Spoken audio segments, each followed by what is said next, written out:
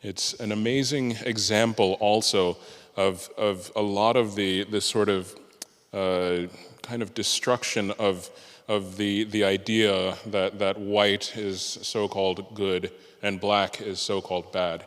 In a lot of these poems and a lot of the works of poets of the Harlem Renaissance, they equated night and black with beauty because we need to hear that. We need to repeat this. We need to make sure that our children are hearing this message as well. So this is one of my favorite examples of this sort of kind of story of a person who is just dreaming to the heavens and just sort of filling the universe with metaphor and with beauty in this way. It's in the key of C sharp major, which is 7 sharps. I mean, it's a very kind of dusky sound when it says night coming, and then black like me. It's a,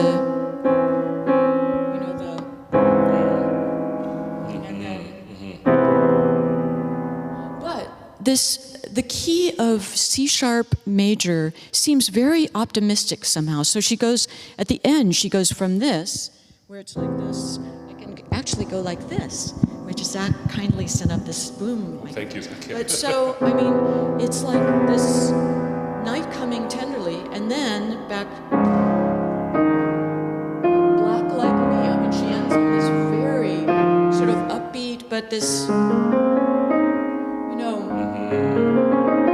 it's just a beautiful key.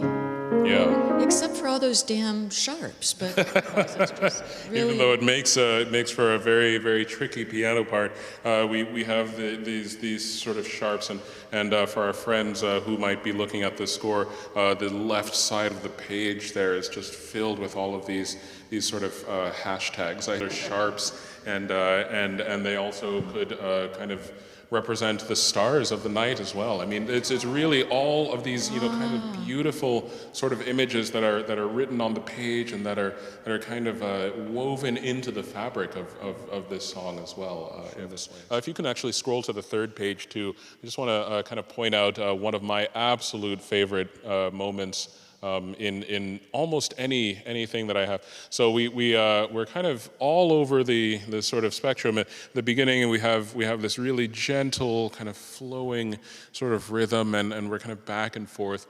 And then when we get to that second system there, we have rest at pale evening, and it's just rest. We have this long note, and we just have rest at pale evening. And it just sort of soars into the evening, where we then kind of float with it, with this tall, slim tree. And then what does she write so beautifully above night coming tenderly? Yeah. Espressivo.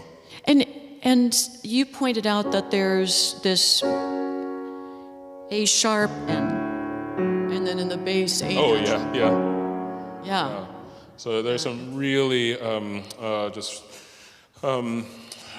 jazzy, kind of really extended harmonies that we're getting. That again is just Margaret Bond's genius of taking these forms. She studied Schubert as well. I mean, every composer at some point has to kind of go through these composers, but then you sort of realize where you just kind of elbow the box a little bit, and then where you bust it wide open, and you just say, actually, this is the way. It's the same sort of thing that Beethoven did when he said, no, this is the way. This is exactly what Margaret Bonds is doing in a piece like this. Absolutely, yeah.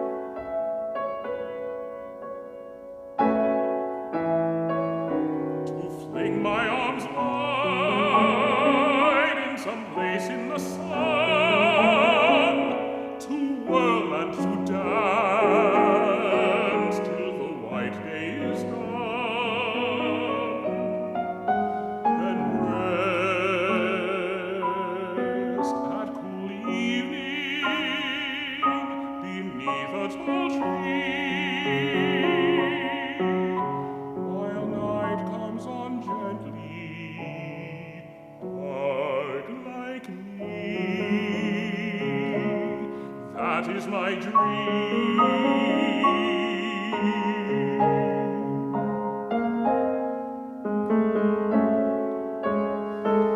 To fling my arms wide in the face of the sun, dance whirl till the quick day is done.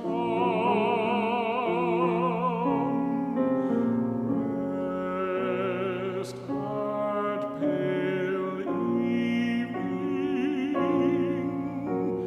a tall slim tree.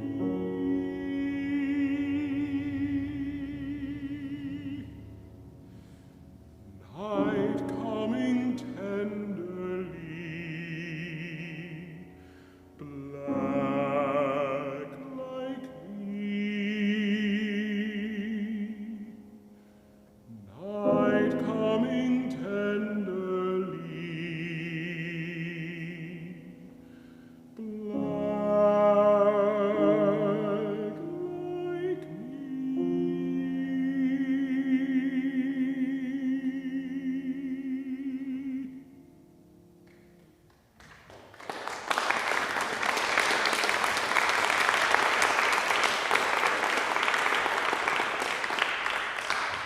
We're just really so lucky to have moments like these last two bars in music. It takes every bit of dramatic training that I've had in my entire life to not just break down in tears at the beauty of that poetry and that music just colliding so perfectly, so succinctly, and so expressively as she writes there.